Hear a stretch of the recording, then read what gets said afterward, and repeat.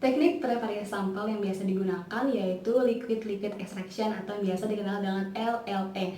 Nah, tetapi ternyata LLE ini dia memiliki beberapa kelemahan. Di antaranya, yang pertama dia membutuhkan waktu yang relatif lama. Dan yang kedua, dia membutuhkan volume sampel yang relatif besar, minimal 0,5 sampai 1 ml.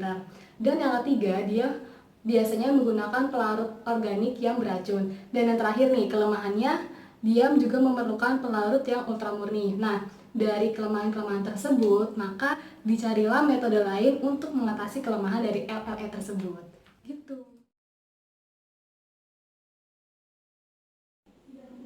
Cara menanggulangi liquid-liquid extraction dengan menggunakan metode solid phase extraction atau SPE. SPE dapat meminimalisir kerugian dari LLE karena SPE memiliki beberapa keuntungan.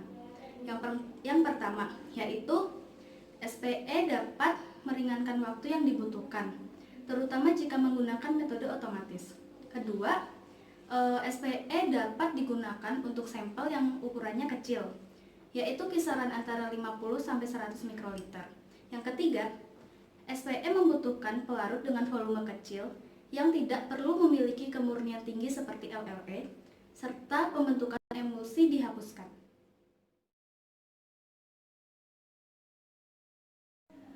Dalam 10 tahun terakhir, terjadi peningkatan yang besar terhadap penggunaan metode SPE sebagai preparasi sampel.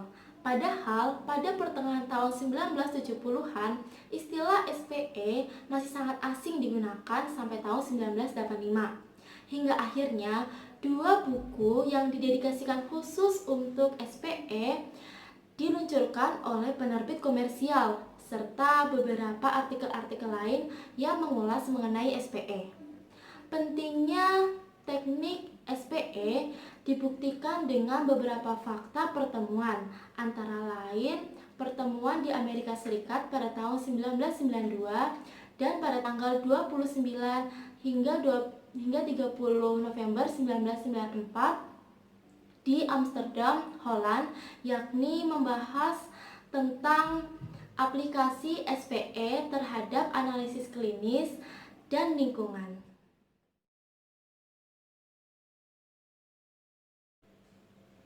Prinsip SPE adalah melibatkan partisi senyawa antara dua fase.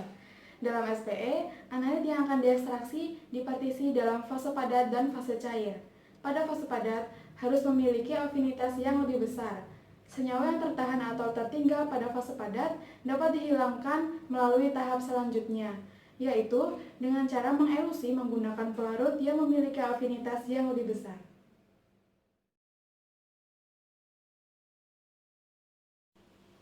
Dalam SPE modern, adsorben dikemas antara dua cakram, yaitu peluru polipropilen dan fase cair yang digunakan. Di sini terdapat 5 langkah prosedur eksperimen. Yang pertama, aktivasi sorben menggunakan cairan yang sesuai yang dapat mengondisikan permukaan padatan. Kemudian, setelah sorben diaktifasi, dihilangkanlah cairan aktivasi menggunakan pelarut yang sesuai dalam komposisi menuju matriks sampel. Kemudian, penerapan sampel di mana di sini analit dipertahankan oleh sorben, lalu dihilangkannya senyawa-senyawa yang dapat mengganggu menggunakan pelarut yang tidak melunturkan analitnya itu sendiri. Dan yang terakhir, elusi analit dari adsorben menggunakan pelarut yang sesuai. Di sini terdapat tahap desorpsi juga tahap elusi, di mana nanti hasil akhirnya dikumpulkan untuk dilakukannya analisis selanjutnya. Oleh karenanya, SPE modern adalah suatu teknik yang ditempatkan antara LSE klasik dan kromatografi kolom cair, di mana 5 prosedur eksperimen tadi adalah prosedur dari SPE biasa. Namun terdapat berbagai varian yang diantaranya adalah penggunaan cairan superkritik untuk tahap elusi atau penggunaan desorpsi termal untuk analit dengan volatilitas dan stabil termal yang tinggi.